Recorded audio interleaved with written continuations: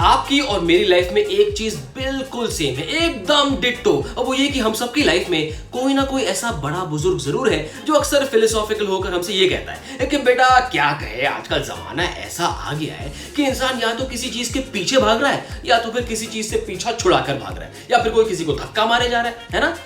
अगर मैं आपसे ये कहूं कि ये सारे एलिमेंट शामिल है इंडिया के कमाल के इंडिजिनस स्पोर्ट में, तो you will ask me how? अरे I will tell you how।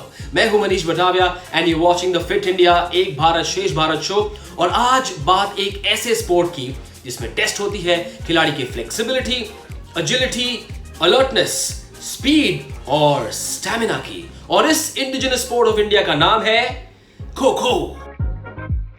Kho kho India में खेले जाने वाले मोस्ट पॉपुलर इंडिजिनस स्पोर्ट्स में से एक है। क्या आप जानते हैं आज दुनिया के कई लोकप्रिय खेल कभी कुछ एक क्षेत्रों तक ही सीमित हुआ करते थे और इसमें हमारा देश भी कोई एक्सेप्शन नहीं है। हमारे देश में भी कई स्वदेशी खेलों ने जन्म लिया है जो मुख्य रूप से देश में अलग अलग एरियाज में खेले जाते हैं और ऐसा ही एक मजेदार गेम है खो खो।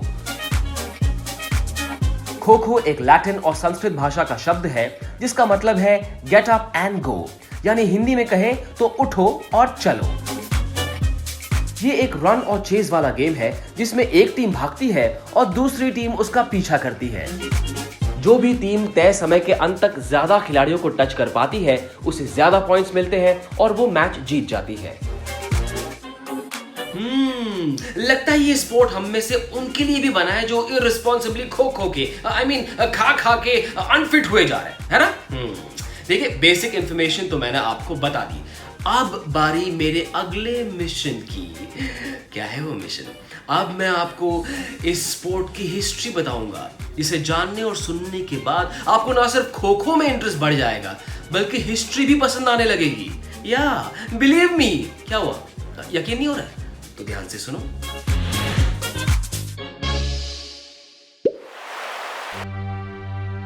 खो खो का ये खेल हमारे महान ग्रंथ महाभारत जितना ही एपिक और पुराना है।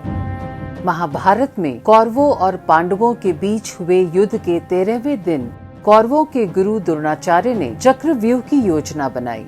अर्जुन के पुत्र अभिमन्यु ने एक विशेष मिलिट्री डिफेंसिव प्लान से इस चक्रव्यूह को तोड़ा।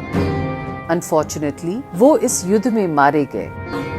लड़ने की इस शैली ने रिंग प्ले की तकनीकी को दर्शाया जो खो खो के खेल में एक डिफेंसिव रणनीति के तौर पे अपनाया जाता है। शुरुआत में ये खेल रथों पर बैठ के खेला जाता था और इसी कारण से अपने प्राचीन रूप में इस खेल को रतेरा के नाम से जाना जाता था। रथेरा, इंटरेस्टिंग। अब मैं टाइम मशीन के रथ पर सवार होकर आपको बात बताऊंगा तकरीबन 106 साल पहले की, 1914। खो खो का करंट वर्जन जो आप देख रहे हो, it is merely an adaptation of the version that existed then. वहां से अडेप्ट किया गया है। वैसे उस जमाने में ना कोई ग्राउंड डायमेंशंस थे, ना ही कोई पोल्स थे, लेकिन धीरे धीरे इसे पॉपुलर करने के लिए पुणे के डेक्कन जिमखाना ने इस स्पोर्ट के नए नियम बनाए और धीरे धीरे ये स्पोर्ट डेवलप हुआ। लेकिन किसी भी स्पोर्ट में बाजी मारने के लिए उसके मैदान के चप्पे चप्पे से वाकिफ होना पड़ता है। And so here are the ground dimensions of kho खो।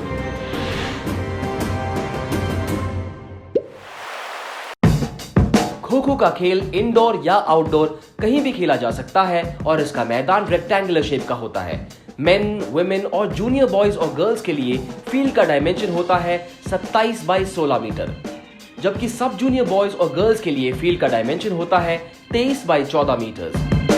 सेंटर लाइन के दोनों एंड्स पर स्ट्रॉन्ग वुडन या फाइबर मटेरियल का पोल होता है जिसकी हाइट 120 से 125 सेंटीमीटर की होती है और डायमीटर 9 से 10 सेंटीमीटर का।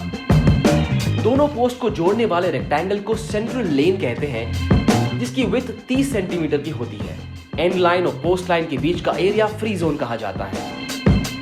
मेंस, वुमेन्स और जूनियर बॉयज और गर्ल्स कैटेगरी में 35 बाय 30 सेंटीमीटर्स और जूनियर बॉयज और गर्ल्स कैटेगरी में 30 बाय 30 सेंटीमीटर्स का एरिया जो सेंट्रल लेन और क्रॉस लेन के इंटरसेक्शन से बनता है उसे चेजर ब्लॉक कहते हैं। अब जब आपको इस खेल के मैदान के डायमेंशंस पता है तो क्यों ना रूल बुक को भी देख लिया जाए।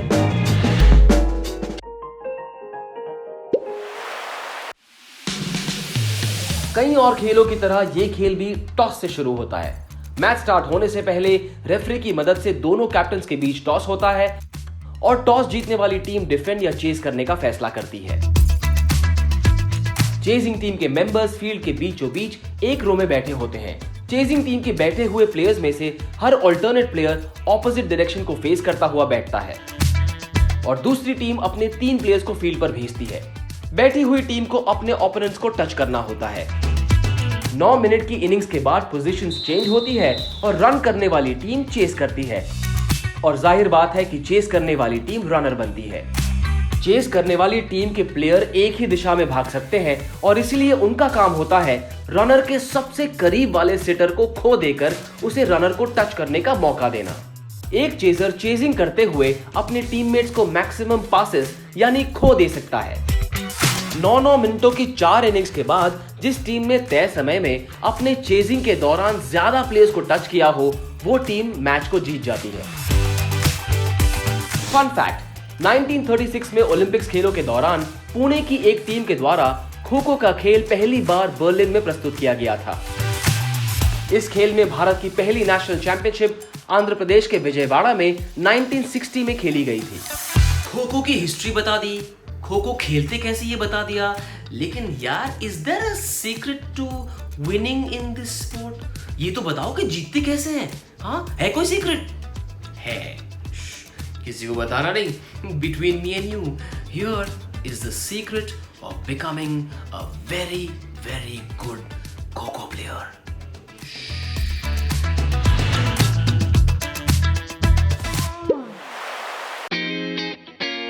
आप जितने स्किल्ड होंगे आपकी टीम का पलड़ा उतना ही भारी होगा। डायरेक्शन चेंज करने का डिसीजन सबसे इंपॉर्टेंट स्किल्स में से एक है और इस स्किल से पता चलता है कि आप कितने तेज और चौकस हैं। चेजर का एकदम चुस्त होना जरूरी है और उसमें तेजी से भागने की काबिलियत भी होनी चाहिए। ये सिर्फ एक रिले नहीं है, इसमें single chain running, zigzag running और स्ट्रेट रनिंग शामिल होती है। डिफेंडर्स में 3 चीजें होना बेहद जरूरी है: स्पीड, फ्लेक्सिबिलिटी और रिफ्लेक्सेस। गेम को एक्टिव रखने के लिए डायरेक्शन चेंज करते समय डिफेंडर्स के रिफ्लेक्सेस उन्हें काफी काम आते हैं। चेजर्स डिफेंडर्स के ओपोनेंट होते हैं और उनका काम होता है डिफेंडर को छूना। चेजर्स को हर वक्त डिफेंडर के ऊपर कड़ी नजर रखनी होती है। ये अपने साथी टीममेट को एक परफेक्ट खो देने में सहायता करते हैं ताकि डिफेंडर को छू के पॉइंट हासिल किया जा सके।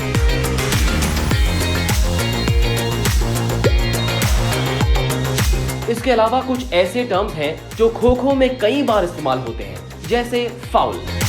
खो-खो में फाउल्स कई तरह के होते हैं, जैसे चेजर का डायरेक्शन चेंज करना या फिर सेंटर लाइन के ऊपर से जाना या फिर बैठे हुए चेजर का एक कोर्ट को फेस करना लेकिन दूसरे कोर्ट में भागना या फिर खो मिलने से पहले उठ जाना या फिर चेजर का खो पास देने के लिए खो ना कहना या फिर कोई और वर्ड बोलना। उसके अलावा चेजर का जानबूझकर रनर को अग्रेसिवली टैकल, किक, पंच या पुश करना भी फाउल माना जाता है।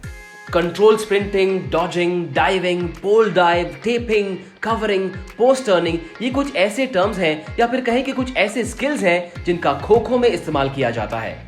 और जाहिर बात है जो टीम इन स्किल्स में बेहतर है उस टीम की जीतने के चांसेस ज्यादा है।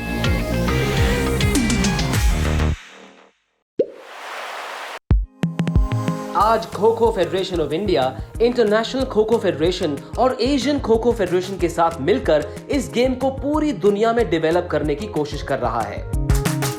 श्री राजीव मेहता, श्री सुधांशु मित्तल और श्री MS त्यागी की एबल लीडरशिप की बदौलत आज खो-खो का ये खेल भारत की हर एक डिस्ट्रिक्ट में खेला जा रहा है।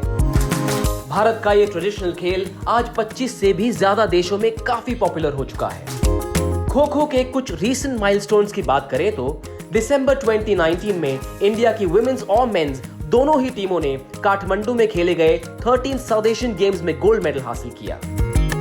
सितंबर 2018 में लंदन में फर्स्ट इंटरनेशनल खो-खो चैंपियनशिप्स का आयोजन इंटरनेशनल खो-खो फेडरेशन ने किया। 2018 में ही जकार्ता में खेले गए 18th एशियन गेम्स के दौरान ओलंपिक काउंसिल ऑफ एशिया की कमेटी मीटिंग में भी खो-खो को रिकॉग्निशन मिली।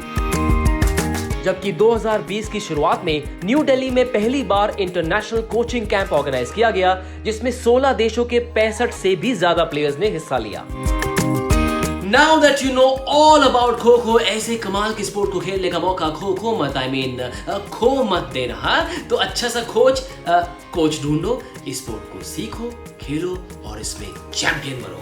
ऐसे ही किसी कमाल के इंडिजिनस स्पोर्ट ऑफ इंडिया की कहानी लेकर I will be back very soon on the fit India एक भारत श्रेष्ठ भारत शो। तब तक अपनी इमोशनल फिटनेस के लिए खुश रहो।